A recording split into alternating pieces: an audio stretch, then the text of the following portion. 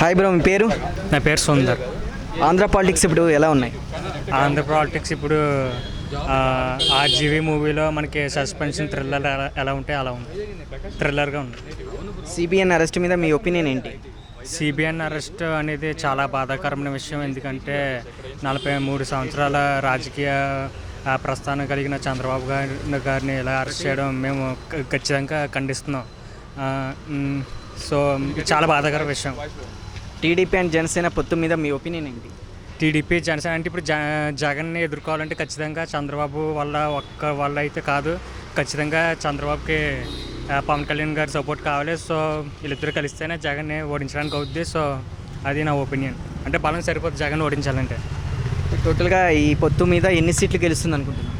50% bro. ఇప్పుడు ఎలా ఉందంటే ఇప్పుడు situation Jagan 50%, Chandrababu and Pawan Kalyan 50%.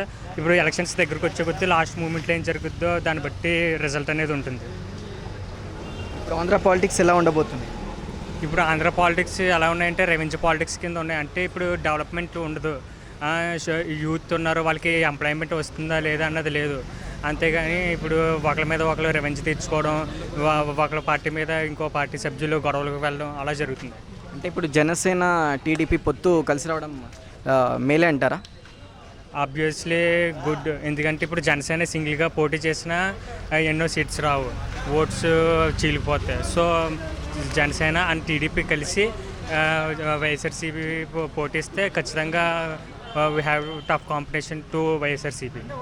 YCP leader సింహం సింగిల్గా వస్తుంది అంటున్నారు, దాని గురించి మీ అభిప్రాయం ఏంటి?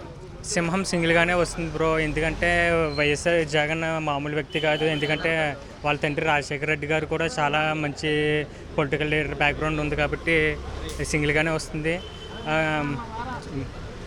ఈ 5 ఏళ్లలో డెవలప్మెంట్ ఉందంటారా జగన్మోహన్ రెడ్డి గారి పాలన? డెవలప్మెంట్ అనేది ఉంది బ్రో. ఉందంటే వాలంటీర్ వ్యవస్థ బాగుంది, సచివాలయం వ్యవస్థ బాగుంది. కాకపోతే ఇండస్ట్రీస్ తీసుకురావడంలో జగన్ గారి ప్రభుత్వం చాలా వెనకబడిపోయింది. కంపేర్ టు తెలంగాణ, ఆంధ్రప్రదేశ్ చాలా బ్యాక్వర్డ్గా ఉంది ఇండస్ట్రీస్ తీసుకురావడంలో.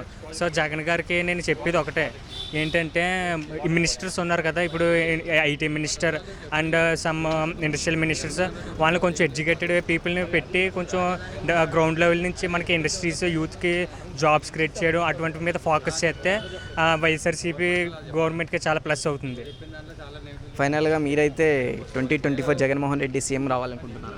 సీఎం ఎవరైనా కానీ జనాలు పట్టించుకోండి, అంతేగాని పొలిటికల్ లీడర్స్ మీరు వాళ్ళు ఫైట్ చేసుకుని జనాలు ఇబ్బంది పెట్టి రాస్తారోకలు చేసి ఒక భయంకరమైన వాతావరణం సృష్టించకుండా ప్రజలకి మీరు మంచి చేశారనుకో ఆటోమేటిక్గా సీఎం ఎవరైనా కానీ ప్రజలే వాళ్ళనే ఎన్నుకుంటారు.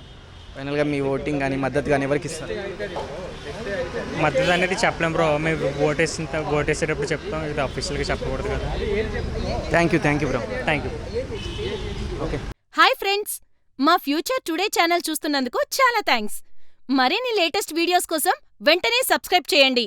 అలాగే ఈ బెల్ని కూడా రింగ్ చేసేయండి. మా లేటెస్ట్ వీడియోస్ నోటిఫికేషన్స్ అన్నీ మీ మొబైల్లో వస్తాయి. మా వీడియోస్ మీకు నచ్చితే లైక్ చేయండి, షేర్ చేయండి, నచ్చకపోతే కామెంట్ చేయండి.